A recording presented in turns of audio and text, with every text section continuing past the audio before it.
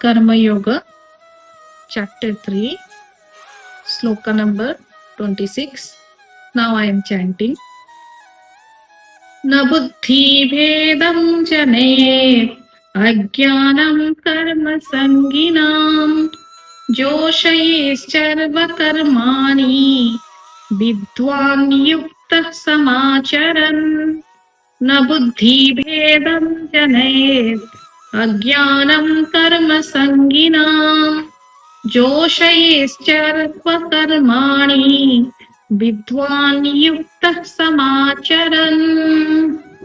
हरि ओम। एठी भगवान कर्मर डेफिनेशन कहउछनी कर्म योग।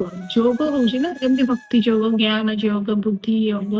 यो योगटा माने कोन? माने यूनियन, रियूनियन। माने जो कर्मटा भगवान को पाखे नै समर्पित ही पहुंच जाय, जो युक्तटा हुए सेटा को कहंती कर्म योग।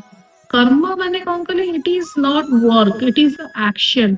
Which action? जो प्रोसेस रे हमको रिजल्ट मिले। कौन रिजल्ट मिले ता विषय भगवान एठी कहउछन। एठी विद्वान व्यक्तिर ना कौन होची कहले लक्षण सब भगवान एठी 3-4टा श्लोक रे कहउछन। माने विद्वान लोकंकर कौन केमती हवा दरकार, तार परिचय हवा दरकार, तार थॉट प्रोसेस केमती हवा दरकार। देखो कर्म जोटा बाह्य हमें संपादन करूछु ना, सेति पई अज्ञानी भी जो कर्म करुची, ज्ञानी भी सही कर्म करुची, किंतु तार डिफरेंस है कर्ता भाव और अकर्ता भाव। ज्ञानी कौन निर्माण करुची और अज्ञानी कौन निर्माण करुची।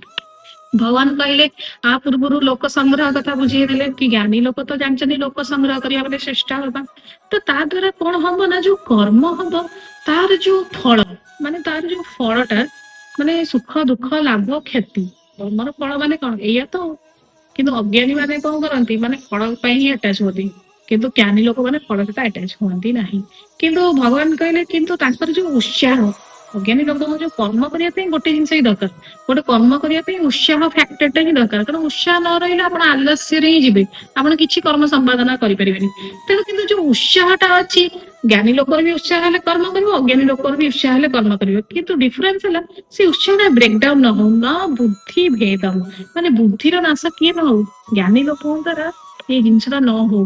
कारण अज्ञानी लोक माने तो से कम बुद्धि रे उत्साहयुक्त कर्म करि जाउछन ना, तो ज्ञानी लोक कौन जानी पारंतनी, अननेसेसरी एडवाइस दे दियंती, अननेसेसरी एटू प्लगिंग करी कहि दियंती, हम कर देनी निजे को बहुत माने श्रेष्ठ करे चक्कर कहि दियंती। किंतु भगवान कहते ना बुद्धि भेदम, तुम्हें कहार उत्साह एमती ब्रेक करनी।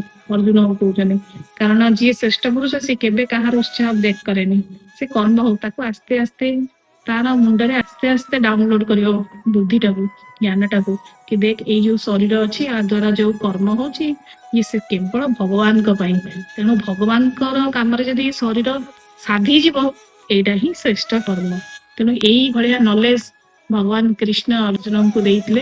कर्म योग बहुत बड़ योग, तार सूक्ष्मता बुझीगले जितेबाला कर्म हम ना से सब आगू बंधन में पकेबनी, कर्तृत्व हम निर्माण हेनी, अहंकार हम ही नहीं। ना ज्ञानी लोक मैंने बहुत कर्म करके निज श्रेष्ठ भाव अहंकार मुंडाती, से अहंकार आम बचा। धन्यवाद।